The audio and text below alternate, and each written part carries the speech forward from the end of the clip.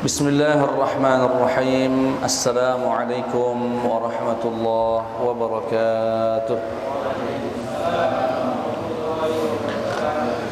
الحمد لله رب العالمين والصلاة والسلام على سيدنا ونبينا محمد وعلى آله وصحبه أجمعين أما بعد الحمد لله. Segala puja dan puji syukur senantiasa mari kita persembahkan kepada Allah dengan mengawali mengucapkan Alhamdulillah. Salawat beriring salam tercurahkan kepada junjungan Nabi kita baginda Muhammad sallallahu alaihi wasallam. Semoga kita semua insyaallah akan mendapatkan syafaat dari Nabi kita Nabi Muhammad sallallahu alaihi wasallam. Amin ya rabbal alamin. Pada malam hari ini kita akan mengkaji hadis yang ke-12, hadis yang ada pada kitab Al-Arba'in An-Nawawiyah ke-12, berarti sisa 30 lagi. Masih panjang. Semoga panjang umur, kita bisa sampai khatam. Amin ya rabbal alamin. Bismillah. An Abi Hurairah radhiyallahu anhu qala, dari sahabat Abu Hurairah radhiyallahu anhu qala, berkata, qala Rasulullah sallallahu alaihi wasallam, Rasulullah bersabda, min husni islamil mar'i tarkuhu ma la ya'nih. Saya ulangi lagi kata Rasulullah, min husni islamil mar'i tarkuhu ma la ya'nih. Nabi Muhammad bersabda, di antara tanda baik Islamnya seorang muslim, atau di antara tanda kesempurnaan seorang muslim, di mana ia meninggalkan apa-apa yang tidak ada manfaatnya. Saya ulangi lagi, di antara hal yang menjadi tanda kesempurnaan Islamnya seseorang, di mana orang itu meninggalkan sesuatu yang tidak memberikan manfaat baik dunia ataupun akhiratnya. Melakukan yang sia-sialah. Hadis ini diriwayatkan oleh Al-Imam At-Tirmidzi. Pendek sekali pesannya dari Rasulullah sallallahu alaihi wasallam. Syukur-syukur kalau kita mau hafal. Min husni islamil mar'i tarkuhu ma la ya'nih. Min husni islamil mar'i tarkuhu ma la ya'nih. Min husni islamil mar'i tarkuhu ma la ya'nih. Hafal insyaallah. Di antara tanda kesempurnaan Islamnya seorang muslim, seorang manusia, di mana ia meninggalkan sesuatu yang tidak memberikan manfaat untuk dunianya ataupun akhiratnya. Baik. Sebagian ulama mengatakan ini salah satu tanda bahwasanya Nabi Muhammad sallallahu alaihi wasallam memiliki keutamaan kelebihan yang pernah kita jelaskan, yaitu di mana Rasulullah memiliki keistimewaan berupa kemampuan berkata-kata sedikit tapi maknanya luas, yang disebut dengan jawami'ul kalim. Bayangkan Rasulullah cuma ngomong segitu saja, min husni islamil mar'i tarkuhu ma la ya'nih. Sudah, hanya satu kalimat saja, satu statement. Namun menurut ulama, sebagian ulama mengatakan kama qala al-ulama min jawami'i kalimih, di antara jawami' kalimnya Rasulullah sallallahu alaihi wasallam allati lam yasihha nadhiruha an ahadin qablah, yang tidak pernah diucapkan oleh orang-orang sebelum Rasulullah, mengucapkan kemampuan yang semacam ini. Kenapa? Li'annahu jama'a nisfaddin, karena ungkapan tadi itu setengah agama.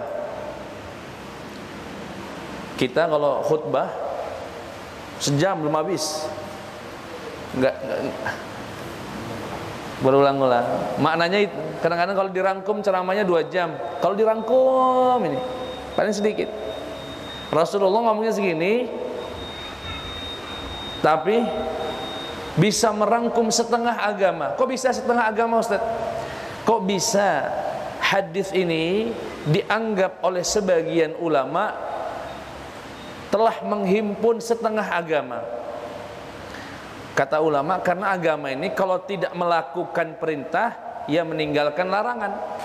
Agama itu cuma 2, melakukan perintah, baik yang wajib ataupun yang sunnah, atau meninggalkan larangan, baik yang haram ataupun yang makruh.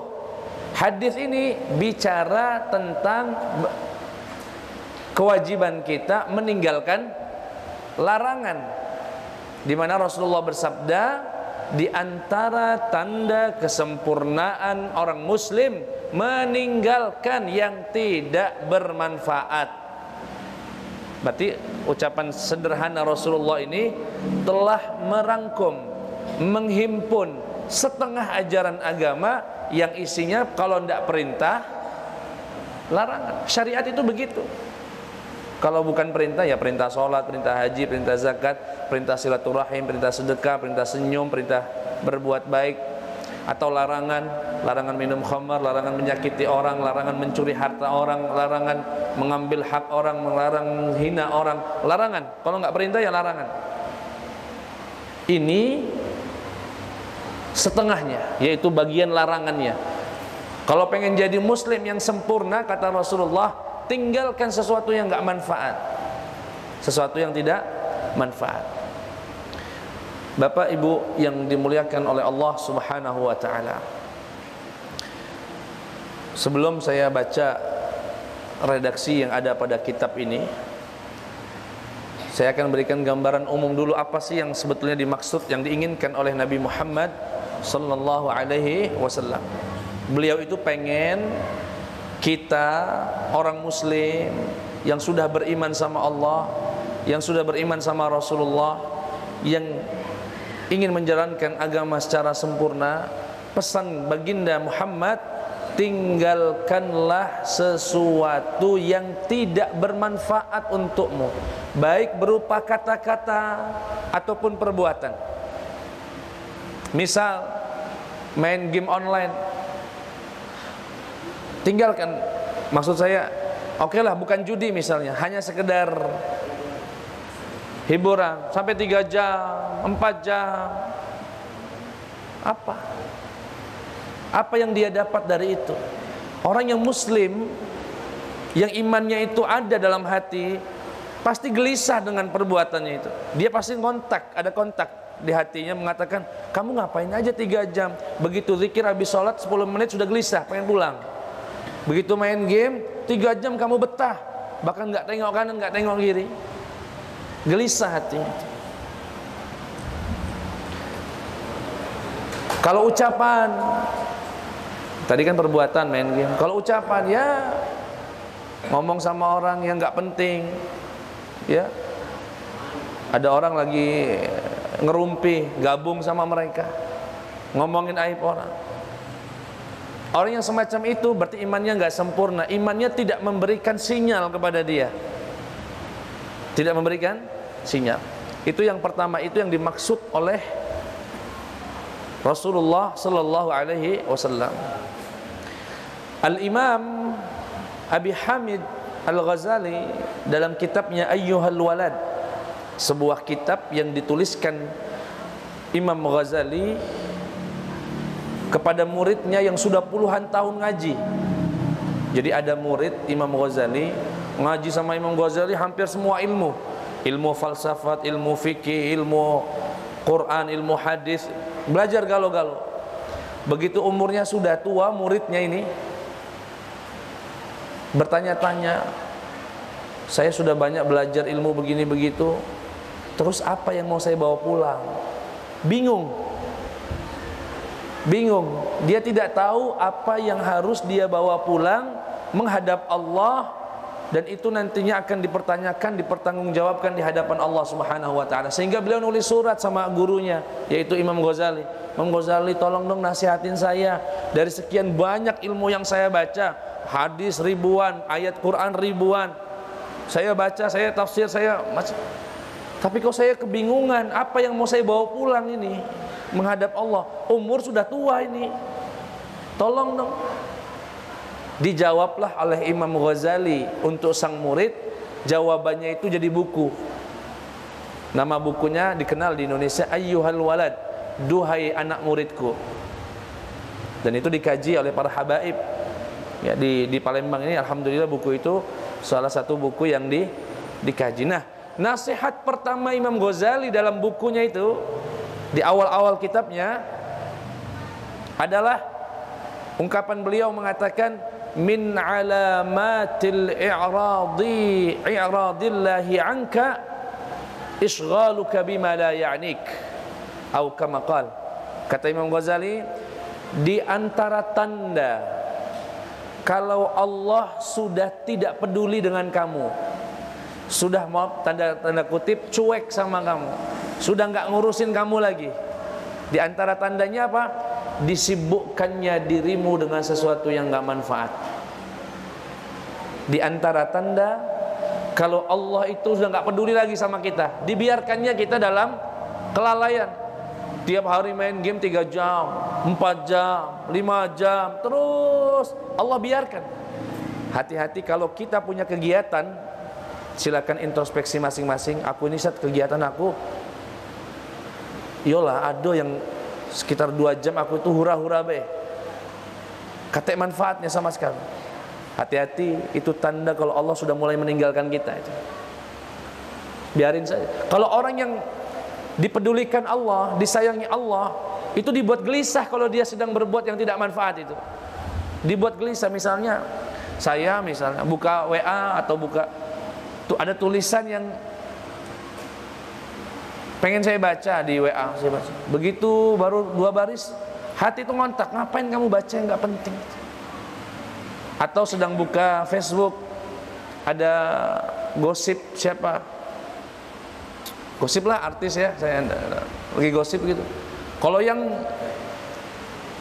sudah tidak dipedulikan Allah, kata Imam Ghazali, dibuat sibuk dia, nah ditontonnya nian dia. Kisah apa dia yang lagi rame nih? Tidak tahu aku. Apa dia? Tahu lah ya, pokoknya kisah artis siapa lah. Gosip perceraian biasanya. Ditonton nian 20 menit video itu. Oh, belum selesai rupanya bersambung, dicarinya lagi. Disibukkan dengan sesuatu yang gak manfaat. Memang dia apa manfaatnya tahu artis itu cerai atau enggak cerai? Tapi rupanya banyak umat Islam itu habis waktunya untuk sesuatu yang tidak. Di kamar mandi sampai setengah jam. Ngapain? Ngerokok pak? Lah. Ngeplay. Alhamdulillah, kesibukan kita itu dari ngaji ke ngaji, dari belajar bekerja nyari nafkah, dari pagi sholat subuh, habis sholat subuh mulai bercengkrama sama keluarga sambil makan sarapan bareng, kemudian berangkat kerja nyari nafkah, pulang mandi sehat segar, ngaji habis maghrib ke masjid, habis ngaji pulang ke rumah ngobrol sebentar sama istri sama anak, bercengkrama lagi, istirahat tidur, bangun lagi. Bagus. Itu standar minimal itu. Standar minimal. Ini enggak. Ada yang bangun sebelum subuh, jam 3 lah ke pasar. Subuh lewat. Subuh lah ya. Belanja nyetok barang, Pak. Jam 3 ke Jakabaring sana. Pasar apa dia? Pasar induk. Beli sayur, beli apa, beli macam-macam. Azan subuh, buka lapak, azan lewat, kaget. Terus sampai siang. Kayak siang mulai catetin lagi buat besok, ngitung. Nah, pulang maghrib tidak ngaji, kecapean tidur. Bangun lagi jam 3 lagi, sholat ida, ngaji ida. Dan kata Rasulullah, orang yang semacam ini, dan berulang kali kami sampaikan, himarun bin nahar wajifatun bil lail, keledai di siang hari, bangkai di malam hari. Keledai dia di siang hari, banting tulang. Begitu suruh ngaji lesu. Tapi kalau dia bisa kerja sesuai dengan tugasnya, sesuai dengan kebutuhannya, kemudian ada waktu ngaji dia ngaji, ada waktu sholat dia berhenti untuk sholat, sempatkan silaturahim kepada orang tua, sempatkan silaturahim kepada tetangga, Masya Allah, telah mengumpulkan kebaikan dunia dan akhirat.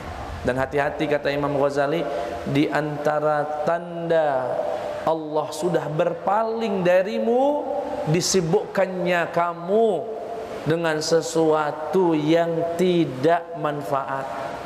Silahkan masing-masing introspeksi, kira-kira kegiatannya apa baik? Banyak manfaatnya atau banyak sia-sianya? Kalau banyak sia-sianya, segera minta maaf sama Allah. Kenapa Allah berpaling? Berarti ada sesuatu yang salah dengan kita. Ada sesuatu yang salah dengan kita. Itulah kurang lebih ya yang ingin dimaksudkan oleh Nabi Muhammad sallallahu alaihi wasallam. Saya akan bacakan kitab. Poin yang pertama disebutkan dalam kitab ini, iqamatul mujtama'il fadil. Kata beliau, Islam ini salah satu tujuannya adalah mendirikan masyarakat yang berakhlak. Tujuannya diutus Nabi Muhammad hendaknya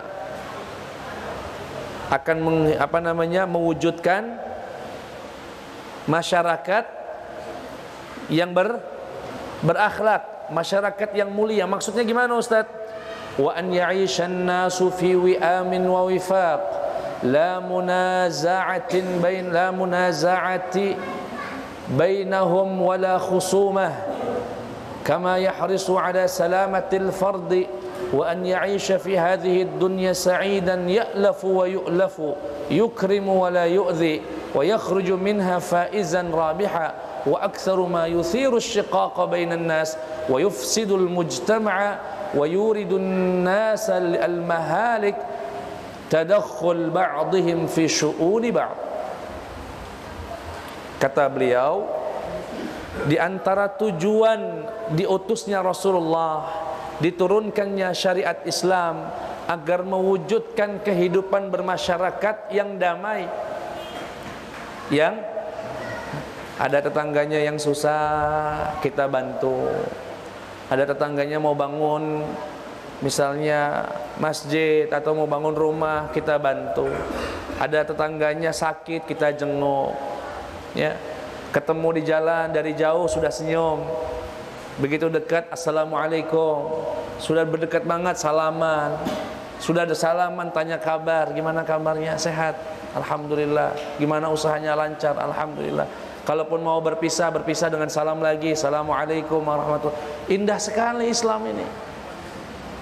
Dari kejauhan saja sudah diatur gimana sikap wajah kita, memberikan senyum, dari jauh sudah senyum, begitu dekat ucapkan assalamualaikum.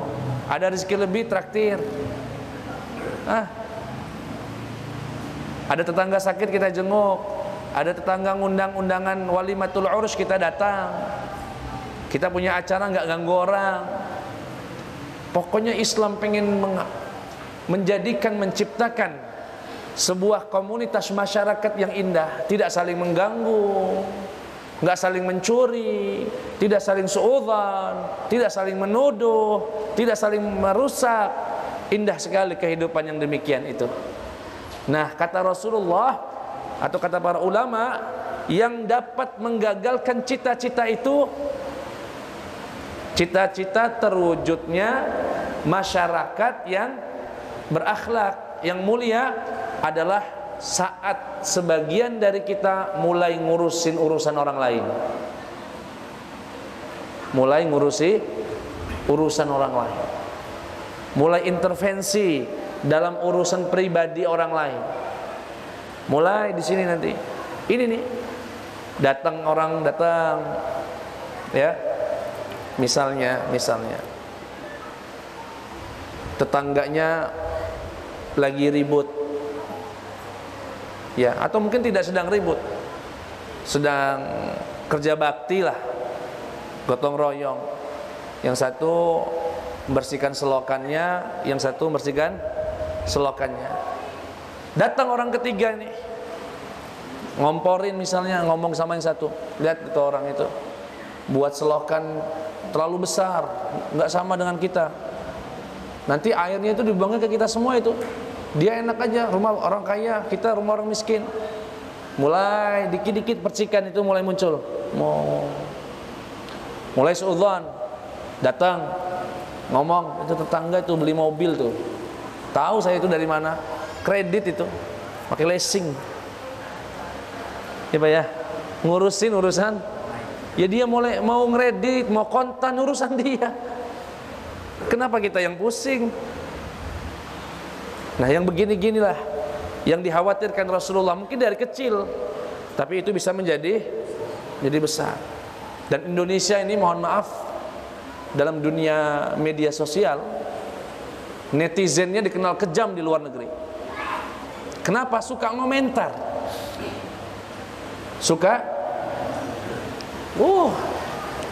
Padahal dulu saat saya di Mesir, orang itu senang kalau ngomong orang Indonesia itu pasti dianggap orang yang sangat berakhlak. Pasti itu. Assalamualaikum, waalaikumsalam. Minin, dari mana? Indonesia, masya Allah, ahlan nas. Orang paling manis, orang paling indah. Selalu diucapkan demikian. Kenapa? Mereka melihat orang Indonesia biasanya saat haji. Duduk kan, kalau di Mekah itu ratusan saf. Dari ujung depan sana ada orang Indonesia mau keluar, itu nunduk dari depan sana itu sampai luar apa, encok galau kan. Kata orang, kalau ada orang keluar dari Masjidil Haram melewati saf sambil nunduk-nunduk dikit itu, katanya Indonesia nih. Saya punya teman namanya Syekh Abdullah. Waktu itu beliau lagi ngambil S3, umurnya sudah 55 tahun. Dari negaranya Tanzania. Negara Tanzania. Oh, katanya ketemu saya, oh orang Indonesia masya Allah, akhlaknya mulia, akhlaknya luar biasa. Kok bisa tahu? Ya saya tahu, kalau saya lagi haji katanya, ngeliat orang nunduk-nunduk ke belakang itu, Indonesia itu. Kalau orang Afrika kan lewat aja, bodo amat. Nah, lewatin galau sampai kita lagi sholat deh, kegoyang sama orang. Indonesia itu sabar nunggu kadang. Tunggunya sampai selesai sholat baru lewat. Tapi sekarang media sosial mulai mengungkap karakter yang buruk dalam diri kita ini. Di komentarinya artis-artis Korea. Memang orang Korea itu paham apa komentar orang Indonesia. Caci maki isinya. Makanya pernah ada data statistik di media sosial, netizen yang paling kejam diantaranya orang Indonesia. Malu ngurusin orang tuh ngapain? Kurang kerjaan. Nah yang beginilah yang kemudian akan membatalkan atau akan menghalangi terwujudnya kehidupan bermasyarakat yang saling damai. Kapan rusak? Saat setiap orang sudah mulai masuk intervensi, ikut campur urusan orang lain. Biarlah orang mau beli rumah kredit, biarlah. Orang mau beli rumah kontan, biarlah. Ngapain ngurusin? Anaknya mau dikuliahkan di Unsri, ya silahkan. Mau di UIN, ya silahkan. Ini orang nyekolahkan anaknya di Unsri, dia ngomel. Bapaknya ustadz kok anaknya di Unsri. Sudah, mohon maaf, sudah nggak terkontrol lagi. Galau-galaunya keluar. Gatal kalau tidak komen. Gatal kalau tidak komentar. Nah, ini kata Rasulullah sallallahu alaihi wasallam akan membatalkan, atau kata ulama ya, wa aktsaru ma yuthiru asyiqaqa bainan nas, dan di antara hal yang dapat memecah belah manusia umat ya, adanya orang yang mulai intervensi dalam urusan orang lain. Insyaallah jamaah hilir mengaji mulai ngontrol, mulai kalau memang nggak ada keuntungan, nggak ada kemaslahatan dunia akhiratnya, nggak usah ikut campur ya, tidak usah ikut campur. Tapi hati-hati, bukan berarti tidak boleh nasihati lain. Kalau ada orang melakukan kesalahan dalam sudut pandang agama, memberikan madarat, kita nasihati, itu bukan ikut campur, itu meluruskan.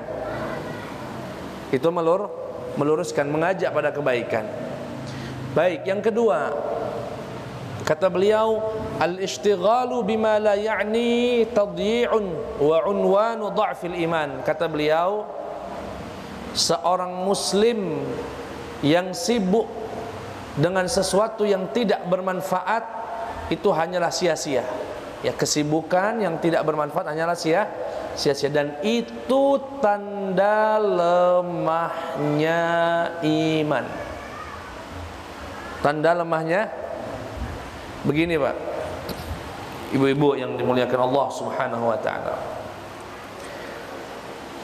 Orang yang beriman ketika dia misalkan sedang berbelanja di pasar atau berbelanja sayur lah, ibu-ibu misalnya belanja sayur lagi milih-milih, datang orang nih tukang gosip, si fulan itu katanya hamil ya, nikah di luar nikah ya.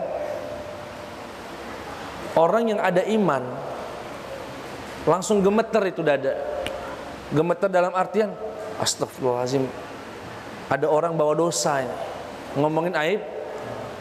Hatinya langsung ngontak, dia langsung mengambil sikap untuk tidak ikut campur. Mungkin menyegerakan jual belinya, dia beli langsung pulang. Tapi yang imannya lemah, oh iya, apa dia? Bener tak? Siapa? Nah, aku baru dengar. Yang mana uangnya? Nah, sama siapa? Nah, orang yang begini nih, yang mengorek-ngorek, senang untuk masuk, kata beliau, tanda lemahnya iman. Maksudnya lemahnya iman, imannya nggak negur dia, imannya nggak ngasih sinyal, imannya sudah redup, seakan sudah dibiarkan dia untuk melakukan maksiat tadi. Tapi kalau orang yang imannya kuat, misalnya saja, begitu azan Allahu Akbar, Allahu Akbar, kalau imannya hidup itu langsung nangkep dia sijal itu, Allah manggil, langsung bangun, langsung kemas. Kalau imannya sudah Allahu Akbar mau 7 kali azan, ya nggak dengar, walaupun dia dengar, tapi jantungnya, hatinya sudah tidak berdetak lagi. Kenapa? Sinyalnya sudah nggak ada, lemah imannya. Pengajian begini nih, kalau orang yang suka ngaji, dia lewat dan tidak ada hal yang manfaat, tidak ada hal yang penting, pasti gelisah dia. Kalau ada imannya ngajak dia untuk ngaji. Kalau enggak, ya lewat-lewat dah, dan seterusnya. Nah, kata beliau, orang yang sibuk ngurusin orang atau berbuat sesuatu yang tidak manfaat, itu tanda lemahnya iman. Kenapa? Sudah saya jelaskan tadi. Di sini beliau jelaskan, innal insana ya'ishu fi hadhihi dunya wan nasu haulahu katsir. Sesungguhnya manusia itu hidup di dunia ini dikelilingi banyak orang. Wal masyaghil wal alaqatu katsiratun wa mutaaddidatun wa mutanawwi'ah. Sedangkan interaksi antara manusia yang satu dengan manusia yang lain itu banyak jenisnya. Ada yang jual beli, ada yang sekedar silaturahim, ada yang sekedar tegur sapa, ada yang sekedar kunjungan dan sebagainya. Dan orang muslim yang imannya kuat sadar betul setiap perbuatan dia ada yang mencatat. Setiap amalnya akan dimintai pertanggungjawaban. Setiap waktunya akan ditanyakan oleh Allah Subhanahu wa taala untuk apa dia lakukan. Bahkan untuk setiap kata-kata yang keluar dari lisannya, seorang yang mukmin sadar betul itu semua akan dicatat oleh Allah Subhanahu wa taala. Mau nulis status, mohon maaf ya, karena sekarang kita di media sosial. Orang yang imannya itu tidak kuat, dia share, dia like, itu sudah nggak ada pertimbangan baik buruk. Pokoknya itu temannya di Facebook atau di Instagram, like. Ini orang yang tidak menyadari kalau like-nya itu akan ada pertanggungjawaban. Share-nya itu, membaginya itu akan ada pertanggungjawaban. Kalau orang yang beriman, dia mau like itu 1000 kali mikirnya. Dibaca dulu, oh manfaat ini, like lah. Oh bagus ini, insya Allah ini manfaat ini ada buat banyak orang, di share untuknya. Seorang yang mukmin itu tahu setiap kata-katanya, setiap tindak tanduknya akan dimintai pertanggungjawaban oleh Allah Subhanahu wa taala. Kira-kira paham insyaallah Pak ya? Insyaallah. Makanya bahkan saya pengen sedikit mengoreksi kebiasaan di tengah masyarakat yang kurang baik, terutama saat selesai menyolati jenazah. Kan biasanya kalau sudah sholat jenazah, kemudian kita doa, ada satu orang maju, hal tashhaduna anna hadhil janazah khair. Ya Pak, kalau orang yang beriman, dia akan berpikir dan melihat betul nggak orang ini layak dikatakan khair. Kalau tidak layak akan dimintai pertanggungjawaban di hadapan Allah. Kalau dia layak dan kita tidak memberikan kesaksian, kita juga akan ditanyakan oleh Allah Subhanahu wa taala. Ini mohon maaf kadang-kadang sekedar basa-basi, khair. Apakah kalian bersaksi bahwasanya jenazah ini baik-baik? Kalau orang yang tidak memperhatikan apa yang keluar dari lisannya, ya dia akan ngomong-ngomong saja. Ya. Tapi kalau dia imannya hidup, dia akan ingat ini akan ucapan khair saya ini akan menjadi persaksian yang dipertanggungjawabkan Allah di hadapan Allah. Apakah itu kesaksian yang benar atau kesaksian yang palsu? Ini bukan tanpa dalil ya. Ucapan saya ini bukan tanpa dalil. Ada di dalam riwayat Imam Tirmidzi, ada seorang laki-laki meninggal. Tahu-tahu ada seorang sahabat berkata begini, absyir bil jannah, insyaallah surga, insyaallah surga.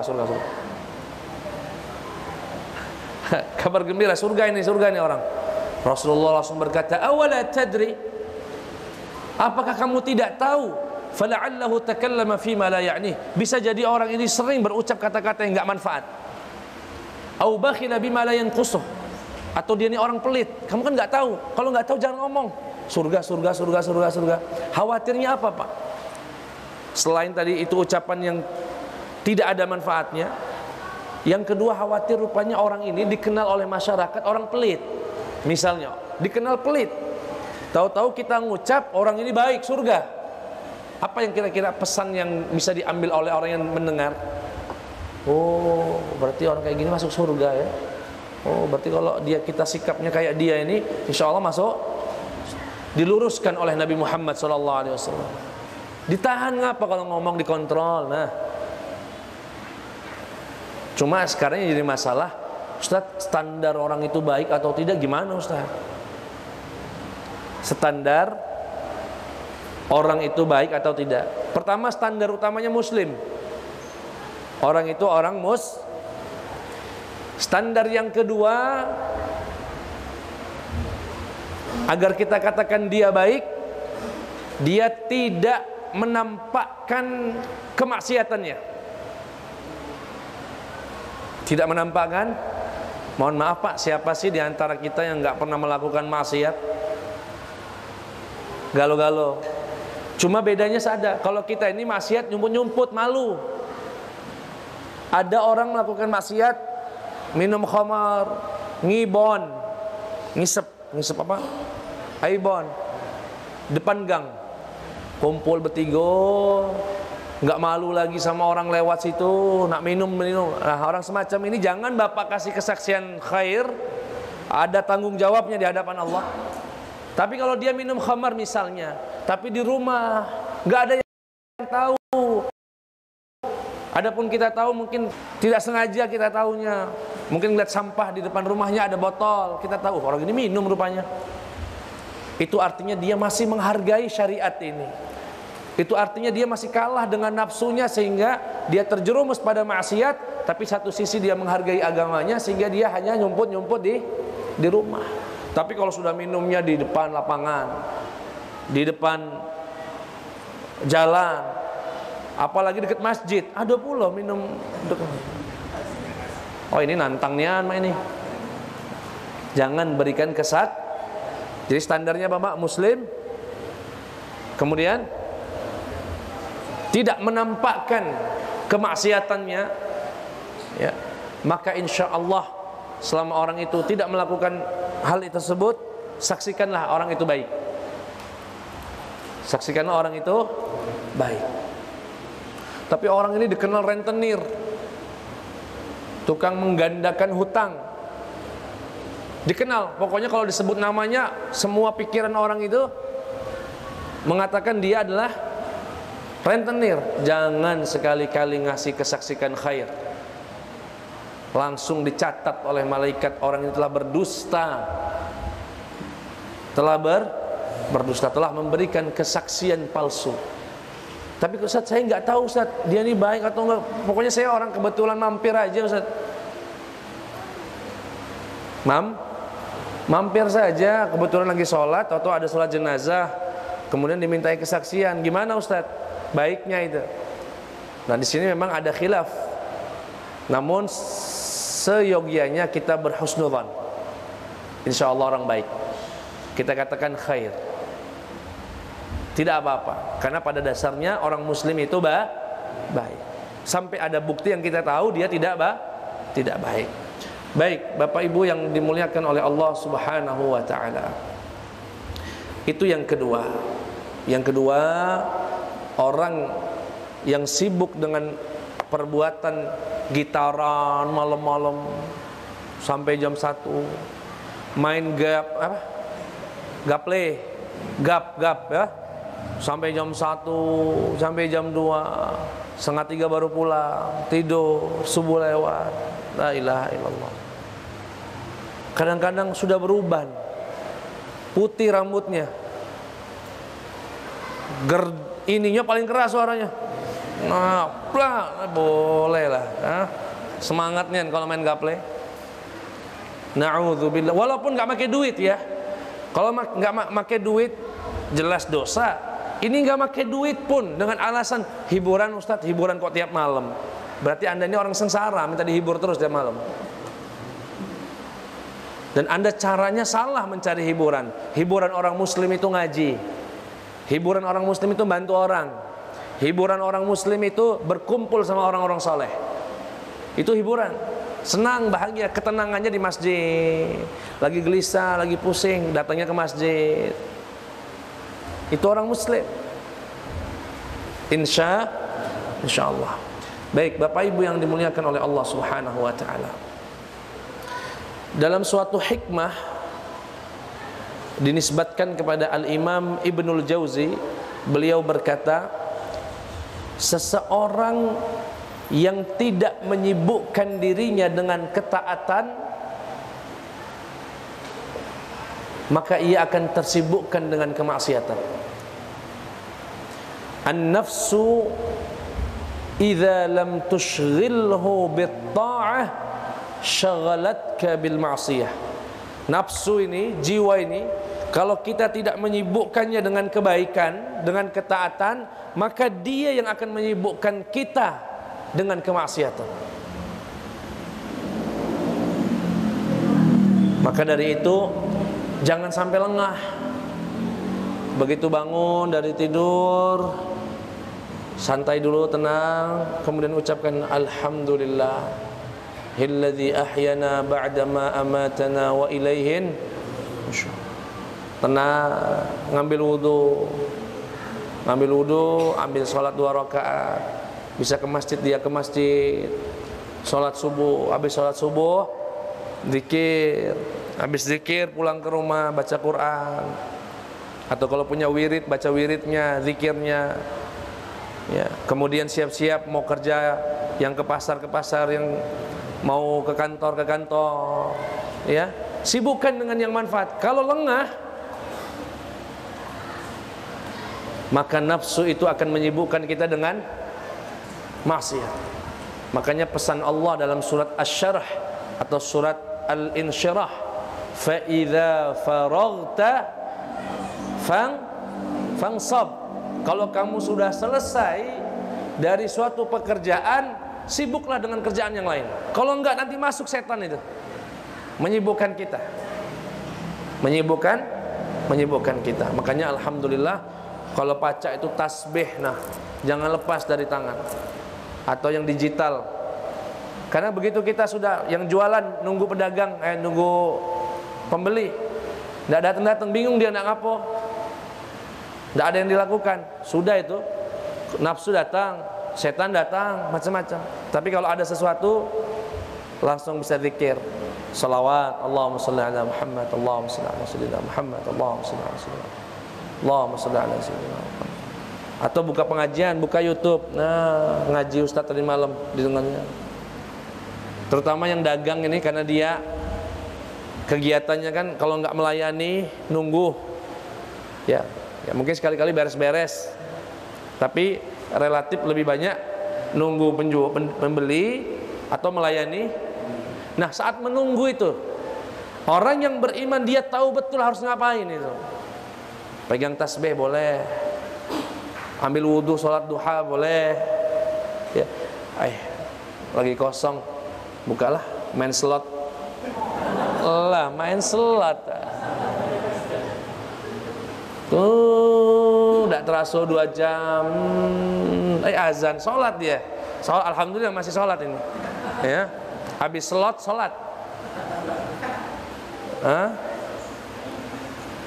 sholatnya berapa lama? Paling 15 menit. Assalamualaikum, gelisah. Slotnya belum selesai tadi. Sibuk dengan yang tersia-sia. Na'udzubillahi min dzalik. Bapak Ibu yang dimuliakan oleh Allah Subhanahu wa taala.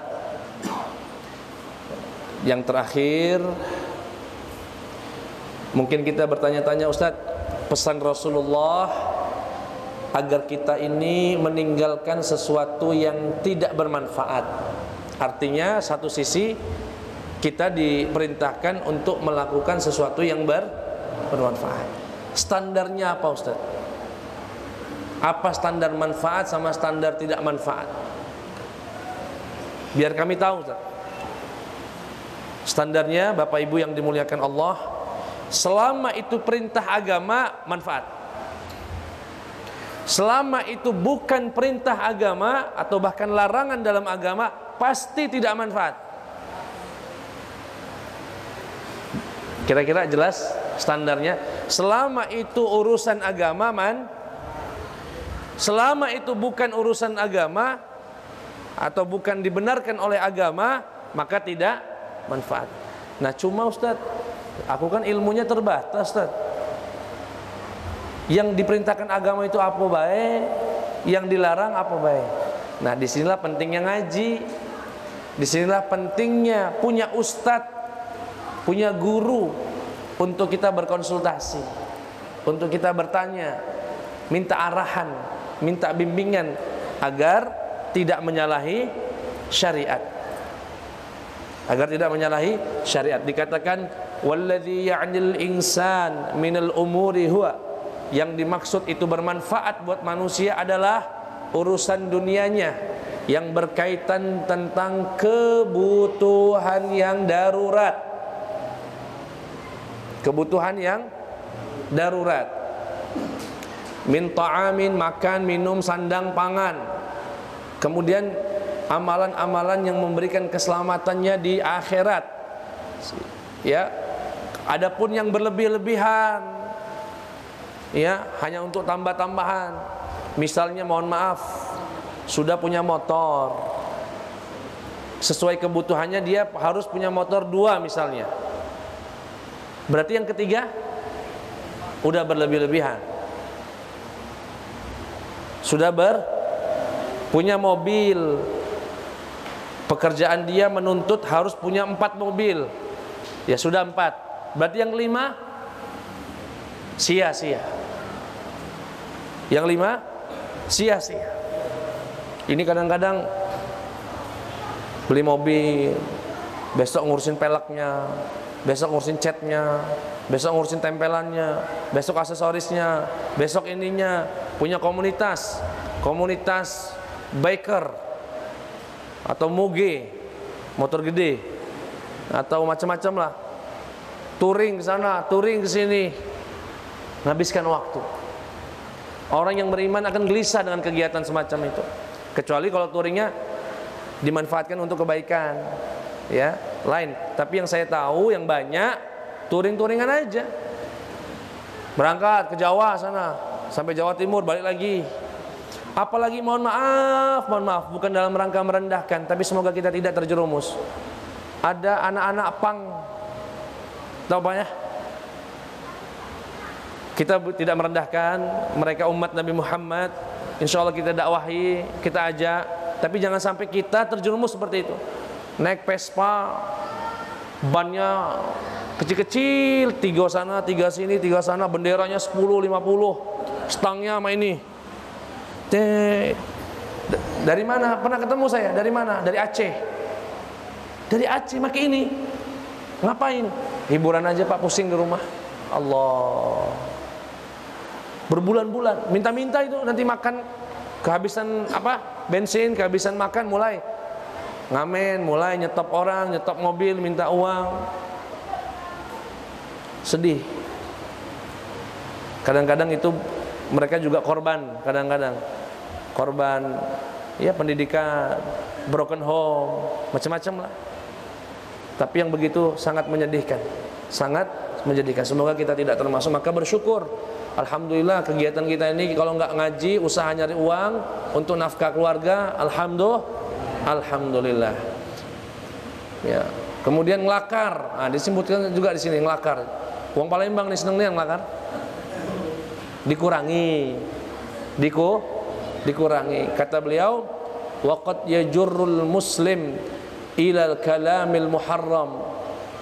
Sering dikit-dikit terus ngomong. Pada waktunya akan kesleo, kepleset, ngucap yang nggak benar, nggak terkontrol. Bahkan di sini saya kutip sebagai hadis penutup dari sahabat Mu'adz bin Jabal, ya Rasulullah, apakah kami ini akan dihisab dengan apa yang kami ucapkan?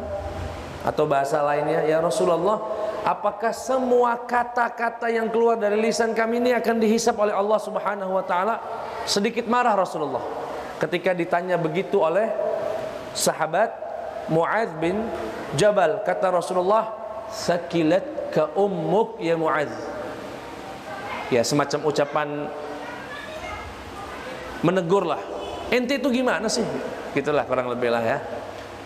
Wa hal yakubbun nasa ala manakhirihim fin nari illa hasaidu alsinatihim. Bukankah banyak orang nanti di neraka diseret mulutnya ke neraka itu melalui hidungnya gara-gara ini?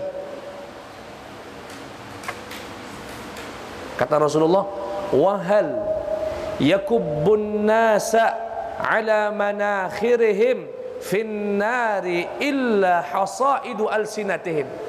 Bukankah manusia diseret dengan hidungnya, diseret dengan mulutnya lantaran perbuatan mulutnya ini nih. Ngomong aja terus, nggak ada kontrol, baik buruk, terus aja.